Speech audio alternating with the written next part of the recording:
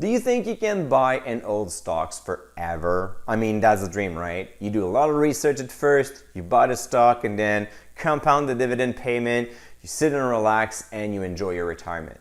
That would be amazing. Unfortunately, the economy is moving too fast and finding those stocks are incredibly difficult. However, today I'm going to present you 5 companies that have a lot of great characteristics and should be able to stick in your portfolio for at least a decade. Dividend growth investors, bonjour, my name is Mike Yahoo and I'm the founder of Dividend Stocks Rock. I'm also a passionate investor where I help you invest with more conviction so you can enjoy your retirement. So today we're going to look at companies that most of them are in my portfolio. I've done the research and I would qualify them as buy and hold forever stocks. I know it may not be the case because you have to review their business model and the numbers all the time to make sure that it will continue to perform. But in the meantime, when I bought those stocks, I wanted to keep them for almost forever. So for each of them, I'm going to show you the dividend triangle, tell you a little bit more about the company, and I will also tell you what makes them so interesting as a long-term holding, because we're all here for the long term. If you're trying to buy and sell quickly and time the market, you didn't find the right channel. But if you want to find dividend growers that will go through decades, through recession and still perform, you have to find the right channel. And please like this video, subscribe to the channel to get that notification that every Thursday I'm posting a new video. So let's get started with Alimentation Couche-Tard. Not a big surprise here. Ticker ATD.TO. As you can see on this graph, you can see that over the past 10 years, the revenue growth is pretty steady. So is the earnings and so is the dividend. Yeah, I know you're gonna tell me, but Mike, Alimentation Couche-Tard, you love it, but it has such a small dividend, but it grows like there's no tomorrow. We're talking about double-digit dividend growth rate for the past, since they started to pay a dividend, and it keeps growing. The company has multiple growth vectors. They are able to grow by acquisition, but they're also able to improve their convenience stores to always find ways to generate more sales and to make more profit inside the convenience stores. I know a lot of investors are worried about what's gonna happen tomorrow morning when everybody will drive electric vehicle, right? They're not gonna be able to sell fuel anymore. Well, first, while fuel is a big part of their revenue, it's a smaller part of their earnings. And the second thing is they've been working and testing a lot of things in Norway for several years now, and they are quite successful. They just acquire more gas station in Europe and they will implement the similar thing. What they realize is because they have key location, they can still have supercharger there, and a lot of consumers will stop there for a 15-20 minute, charge their car, and then what they do? Well, they go inside the convenience store and they buy. They have tested this model and it's working. What they're doing in North America right now, they are installing a bunch of supercharger across Canada and also across the US. But beyond the growth vectors and beyond having a forward-thinking management team, I think that the most interesting thing here is the proof that Alimentation Couche-Tard is able to go through all kind of economic crisis and still generate returns. What you see here is the convenience store sales throughout 1999 all the way down to 22. So we have 23 years, including 2 big recessions, including COVID. And what you see on that graph, revenues are either stable or either growing, but there's never a problem in the convenience store. So how they are able to do that? Well, they are constantly thinking about how they can improve their business model. They're making acquisition and they're improving through organic and generating organic growth. This makes Alimentation Couche-Tard one of my foundational stock in my portfolio, and it's actually one of my largest positions. The next one will not be a surprise either, and this one is Apple.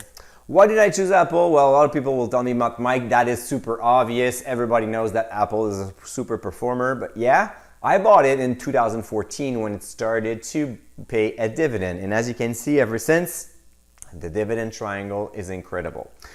What's the secret behind Apple? It's not their iPhone, it's not their Mac, it's not their iPad, it's their ability to generate a lot of cash flow and then create new high quality products that works in an ecosystem. So your AirPods works with your iPhone which works with your Mac works with your iPad, and so on. And don't forget the Apple Watch. They are able to wait and see where the market is going, which competitors are developing something interesting, and the Apple Watch is one of the best example here, where they let the competition started to innovate and start to create some kind of market, and then when they enter full force with their ability to generate so much cash flow, they can just invest a lot in R&D and just create the perfect product. Apple has multiple growth vectors, they are the leader in their market, and they are well diversified across a lot of products. It was once seen as a one-trick pony. Today it has a lot of other services and products. So while the iPhone is still key, there are a lot of other growth vectors. Another fascinating use of their cash flow is how they buy back their shares. So as you can see, cash from operation keeps growing all the time. And what they do with that, on top of investing in R&D, on top of growing their dividend, even again, if the dividend yield is not that big, they are buying back shares massively. So that creates a lot of value for shareholders over a long period of time. That also improve earnings per share, and that makes their dividend a lot easier to pay. And that explains why the company continues to grow all the time and is able to grow their dividend high single digit to double digit depending on the year. Moving on to another of my favorite classic. You can see here it's like the summary of all my favorite stocks, but there's a reason for that. They're all performant, they all show a strong dividend triangle, and they show a lot of characteristics that would make them a buy and hold stock forever.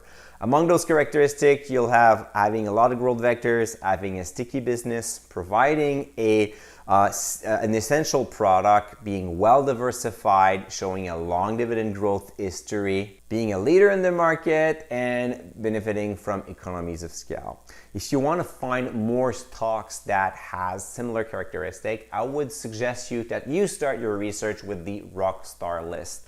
This is a list that I've created using metrics that will show only companies with a strong dividend triangle.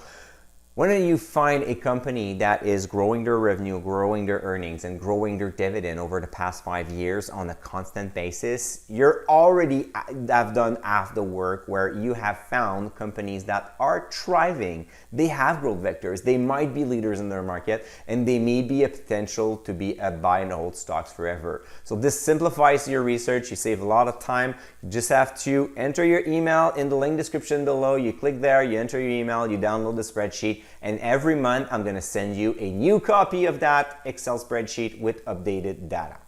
Now back to National Bank.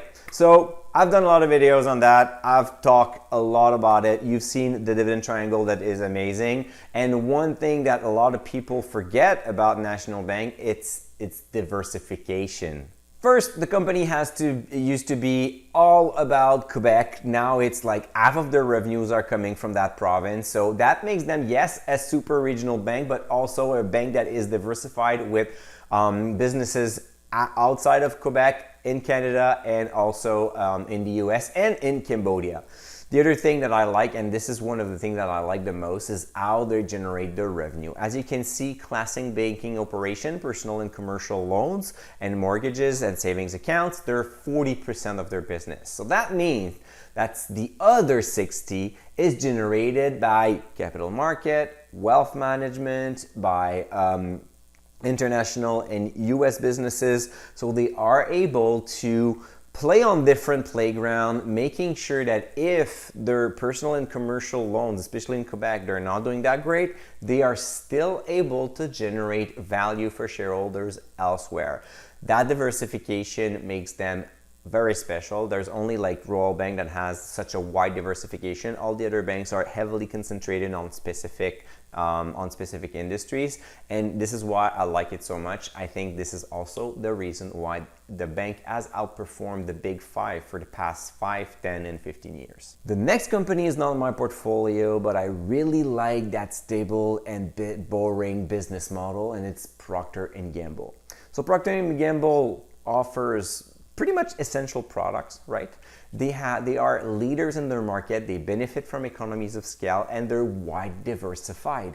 What I really like about them is that they found a way to clean up their portfolio, and you clearly can see it in the dividend triangle, where the first years between 2014 and 2018, we see that the revenues are going down. Why? Because they divested a lot of brands. They got rid of those, they were not performing enough, they were not in their key segments, and they decided to do that cleanup to focus on the best brands and then start growing again. We can see that the strategy is working for both revenue and earnings, and obviously it has been a generous dividend grower. It's a dividend king with more than 50 years of consecutive dividend growth increase. And you can see that right now we're talking about a 5-6% dividend increase year after year. So pretty stable, a great defense for market recession, market crisis and recession. Definitely Procter & Gamble, you can buy it and then sleep well at night with this one. A key component for Procter & Gamble, I believe, is their diversification. Similar to National Bank, but in a completely different industry. Procter & Gamble sells a bunch of products in different industries. They sell everywhere in the world. Actually, a little bit more than 50% of their revenue are coming outside of North America. So that makes them a little bit more subject to currency fluctuation, but on the other side, they are able to benefit from any economies that is thriving out there. And if there's a recession in the US or in Canada, they don't have to worry too much. They can still make money outside of North America. In terms of segment, well, they cover pretty much everything that is in our households. So it's easy for us to identify Procter & Gamble brands in our house, and that creates a sticky business with a lot of repetitive purchases. The last but not the least, a company that trades on both markets. So regardless if you're Canadian or American, this is one of the best utility business you can find on the market, and it is Fortis. Ticker FTS. Fortis has been running a marvelous utility business where 99% of their utility business is regulated. What it means? Well, it means that they show predictable cash flow all the time. Regulators set the rates. They go along with that. They have like a great experience with regulators as well, so they are able to negotiate, and then they know whenever they invest $1 in capital expenditure, they know how much it's going to return. You can see that while it's not flabbergasting, it's not exciting, revenue and earnings are growing all the time, and so is the dividend. Speaking of which, they will become the second company in Canada to reach 50 consecutive years with a dividend increase. So while we have like a good 20 stocks, or probably a little bit more in the US, that grew their dividend by more than 50%, we only have one, which is Canadian Utilities, and Fortis will be the next one to achieve this important milestone in Canada. What's their secret? Stability. When you look at the company's dividend payment, you can see it increase all the time, but what is even more interesting is the payout ratio is pretty much always the same thing.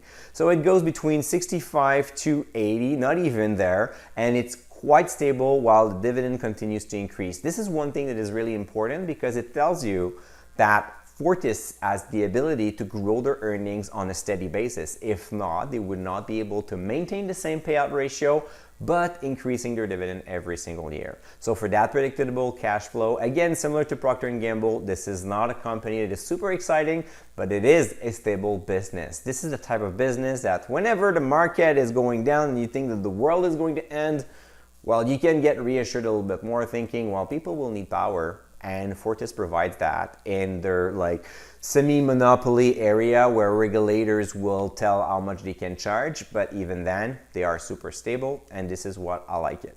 So dear investors, I hope that you have enjoyed this video. I hope that you have some of those companies in your portfolio. If not, I think it would be a good thing that if you can study a little bit more, do your due diligence, and determine if those companies would fit in your portfolio. Again, not financial advice as usual. And if you have any companies that I didn't talk about today, but you consider them as buy and hold forever stocks, please go in the comments. Let the discussion begin, and I'm looking forward to your ideas. Give me a thumbs up, like this, subscribe to the channel, and next week on Thursday, we're gonna have a new video where I'm going to talk about my buying process. So stay tuned and don't forget to stay invested.